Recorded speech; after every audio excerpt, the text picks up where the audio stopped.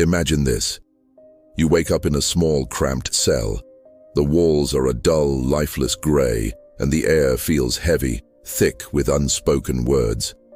Then, a single thought hits you like a physical blow. This is my last sunrise. You have 24 hours left to live, and there's absolutely nothing you can do to change that. Every second that ticks by, every beat of your heart, brings you one step closer to the end. But what really happens in those final, agonizing hours? What goes through the mind of someone who knows the exact moment their life will be extinguished? Today, we're stepping inside that terrifying final day, the last 24 hours before an execution. The day often begins just like any other. The guards wake you up at the usual time. You're served the same breakfast. You hear the same familiar sounds of the prison. But on the inside, everything is different.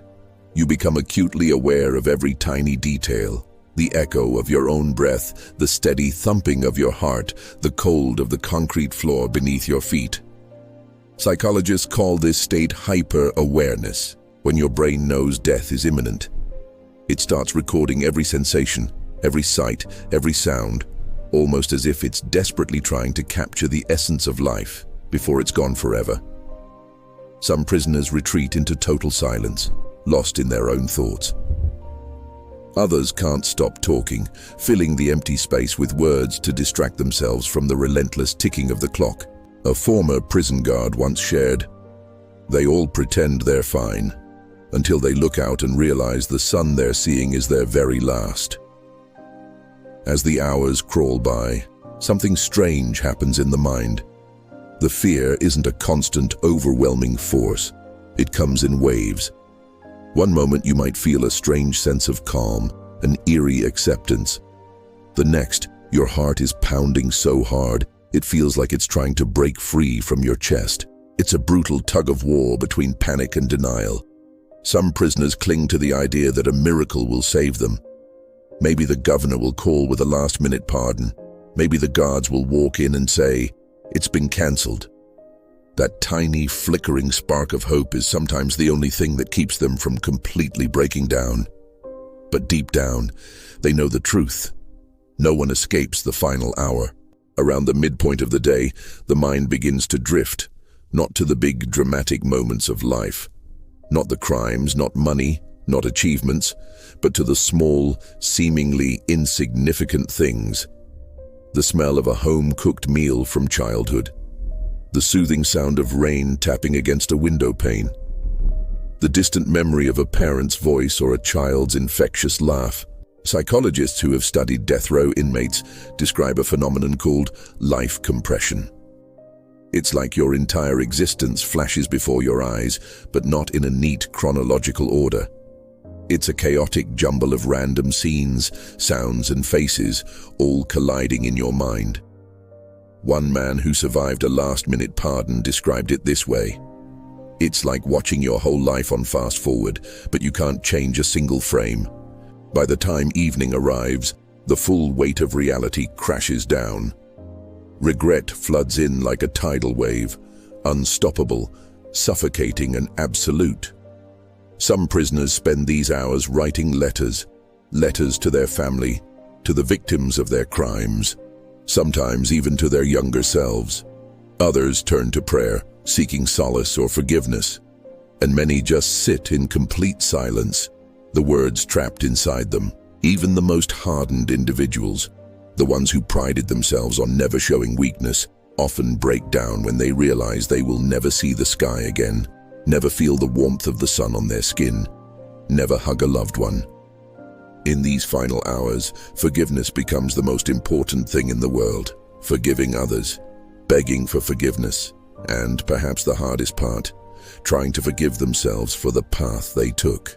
Because when your time is finally up, guilt becomes the loudest sound in the room. As night falls, the body starts to betray the mind. Hands might shake uncontrollably. Some find it impossible to eat. Others feel too weak to even stand. The brain floods the system with stress hormones like adrenaline and cortisol, priming the body for a fight or flight response. But in this situation, there's nowhere to run and nothing to fight. Guards who have witnessed this process say the body becomes physically exhausted from fear alone.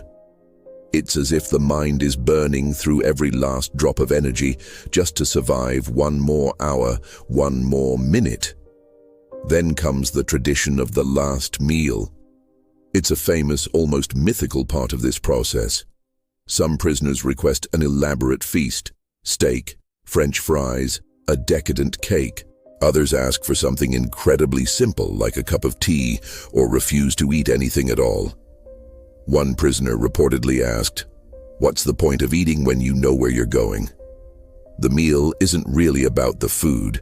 It's about having one final moment of control, one last choice in a life where all choices have been taken away.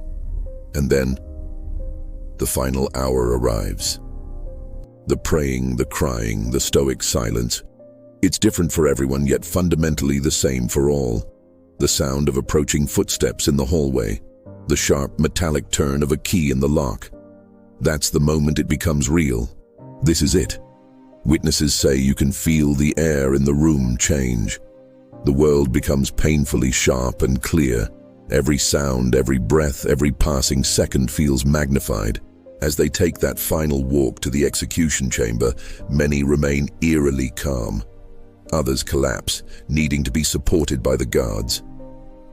But almost all of them are said to whisper something right before the end.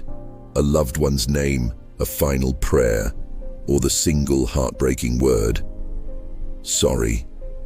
And when it's over, there's just silence. The guards leave.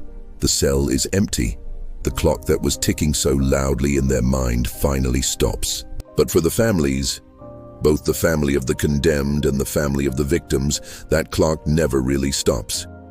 It keeps ticking inside their hearts, a constant reminder of the loss. Because an execution doesn't just end one life, its echoes ripple through everyone left behind. So, what does a person feel in their last 24 hours? They feel everything: fear, regret, hope, love, despair.